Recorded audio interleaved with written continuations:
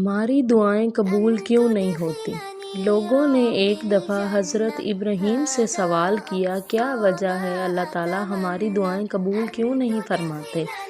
آپ رضی اللہ عنہ نے 10 باتیں بیان کی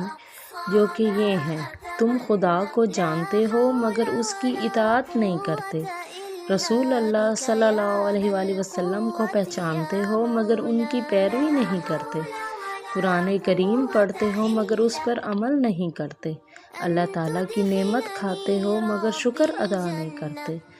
جانتے ہو کہ جنت اطاعت کرنے والوں کے لیے ہے مگر اس کی طلب نہیں کرتے،